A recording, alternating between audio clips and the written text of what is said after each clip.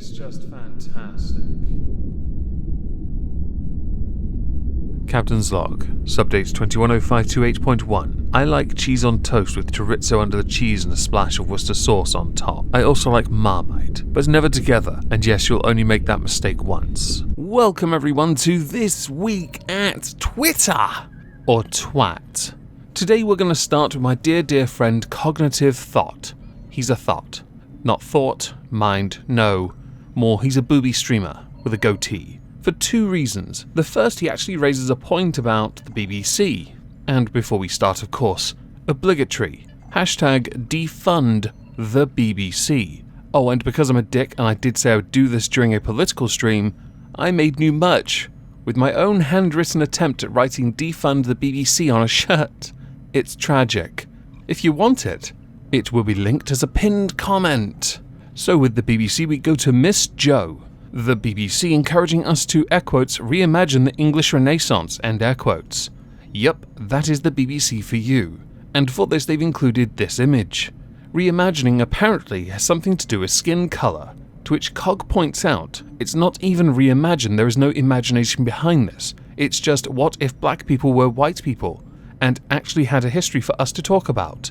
Now of course there is a counterpoint there when it comes to history. There is some truly fascinating history from other countries where there are predominantly more black people to white people.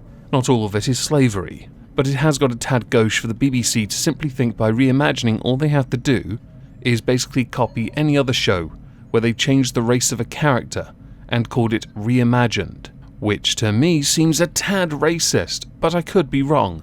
Do let me know what you think in the comments. But as a counter to Cog saying something sensible, he then goes and says, "Am I the only person who dips their buttered toast in my cup of tea? This explains why you're fat, Cog. You're fat because of this. You make me sick, you uncultured Mancunian swine." Hashtag block Cog. In fact, people should tweet that directly at him. I'm not saying harass Cog, but tweet block Cog at Cog. To move on from that, we're going to go to another content creator called Count Dankula. I'm sure many of you have heard of him. He does an incredible series called Mad Lads. Many of us wish we had a series like that. That said, new Content Constable drops on Tuesday, and because of his Mad Lads, he's gotten a lot of notoriety and, let's say, success. Last week he released Andre the Giant. For those wrestling fans, you'll know exactly who that guy is. He is a legend, for a number of reasons, and Dankula goes through all of them. Sadly though, upon releasing his video because of a few minor clips used, the WWE decided fair use means nothing to them, and they'll just copyright claim everything over and over again until he was forced to outright remove vast segments of his video, which means a lot of context has been lost. Now I was one of the lucky 200,000 that got to watch the video before he had to make the changes. It's quite irritating watching the video back when you realise what's missing. It's quite sad. WWE, you need to learn copyright. Why don't you focus on your product, which is utter shite at the moment, and not on misusing the copyright system because you've got one of the biggest YouTube channels on the planet, and because you hold sway with those higher up who can just say, yo, you claim whatever you want, fam. You just claim it. Tossers. I forgot to include this one last week because I ran out of time, but it is quite an interesting one nonetheless, and it comes from The Guardian. If we want to save the planet, the future of food is insects. That's quite an interesting cover, don't you think? As a large insect going into someone's mouth. I myself have had chili crickets before. They're quite nice. I really should get more sometime. They are quite crunchy. Surprisingly high in protein, a very useful thing that can be reproduced quite a lot quite quickly. So naturally this seems like a good idea. Now the article itself actually goes in to talk about burgers. Yeah, I know that sounds strange, right? Called Insectem burgers. The thing is, they don't talk about it like that at all. My friend Nate mentions encouraging people to eat insects with a thumbnail of a grasshopper being swallowed is like advertising a steak with a picture of a severed cow's head. Why not use a thumbnail of what food made from insects actually looks like? Now for this burger, it looks good.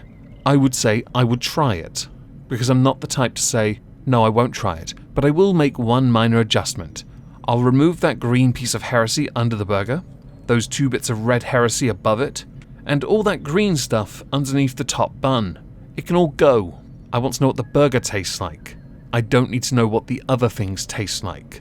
I know what they taste like. They also taste like shit.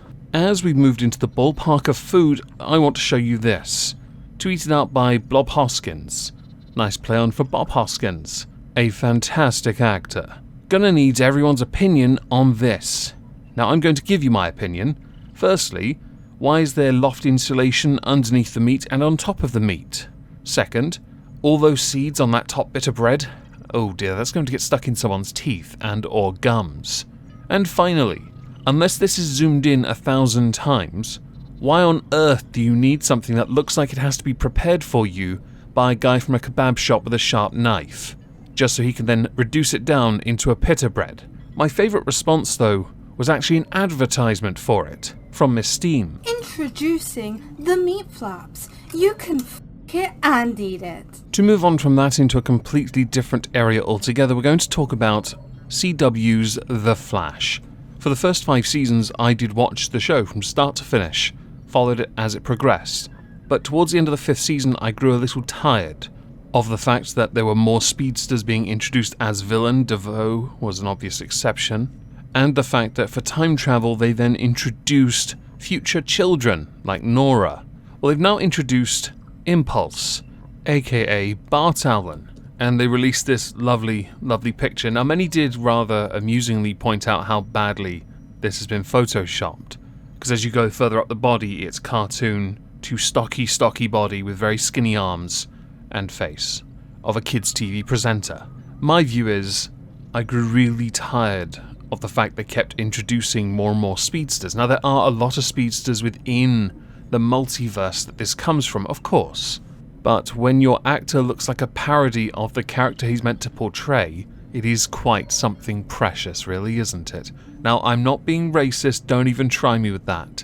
It is fair to criticize something you liked or anything you don't like, and I'm not basing it on skin color, so don't try me with that. Oh, and nothing looks Secret Identity more than showing your entire face with a pair of very small glasses. To our penultimate subject, we go to Twitter. Last week they tweeted, "Dear, air quotes, can you verify me? Subtract. Save your tweets and DMs, there's a new official way to apply for a blue badge, rolling out over the next few weeks. You can now submit an application to request verification in-app, right from your account settings. Your verified blue badge source." This particular thread goes on for 9 more tweets, showing platform manipulation, spam policies, verification requirements. And then you realize the vast majority of us casuals that use Twitter will never get verified, so this is an utterly redundant thing to tweet out. So it is understandable 3,500 people replied to you with the very quote you started the tweet with, to which you pointed out that verification is for notable people groups within eligible categories, essentially saying, no. That's nice, isn't it? On one hand, I'm glad, because honestly, what's the point of everyone having a blue check mark? I'm annoyed at the same time, because I'd really like a blue check mark on Twitter so I can shit on people and know I won't get into trouble for it.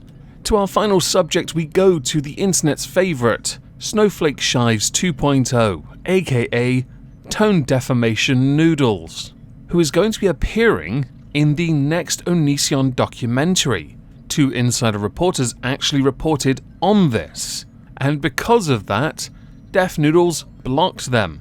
He also blocked Kat Tembach, who had been supportive of Tone Defamation Noodles' receipt gathering, because it is useful to be able to embed and keep updated on certain stories. But she does also agree his mass blocking is out of control, and that the only person it is comparable to is Jeffree Star. I would say Steve Shives, but Jeffree Star can qualify as well. I've never had any interactions with Jeffree Star, so I can't say for certain. Interestingly though, Def Noodles did in fact put out a statement. Note, I use the block feature very liberally. No shit, Sherlock. Twitter gives everyone the same tools and the freedom to manage accounts however one sees fit. That's right. You hide like a little bitch. I choose to use those tools to curate my content and my audience. You mean the fake news that your audience gobbles up, because you have committed libel. You have slandered other people with fake news, and then under the guise of character parody satire, tried to fob it off. You deserve to be sued and Keemstar deserves your play button. If you have questions, feel free to DM and I will explain in more detail. Hard X to doubt, since you've blocked most of the people who would have questions. Now, many people did say, "We love you, Dennis. We love what you do and you are, let's suck you. Please, let me give suck." That's basically what your stans have said. My view is, you're a bitch, and you know it. You're such a bitch. People like Cog, who had previously never heard of you, has finally taken notice. You are always going to be this, because you cannot be serious when you need to be. You cannot deliver the news as you should in a fair and unbiased manner. You have to, at all times, portray the character, when instead of actually taking something seriously, like criticism, you have to hide behind your liberally applied block button. You are a coward. A very successful coward, and one day I hope you crash. Your channel, that is. Because eventually they're all going to finally be done with you. You will yourself become a lolcow with your own Kiwi Farms thread. Now, as we're done, I do want to know what you all think. Please do let me know in the comments down below. As a final thing, at 8 PM GMT, there will be a new Moisky Reads video by Edgar Allan Poe called William Wilson. If at all interested, it will be also pinned with the other thing I said I'd link there, the Teespring, I think. Yes. If I don't see you over there, have a fantastic Friday subsequent weekend, and thank you all very much for listening.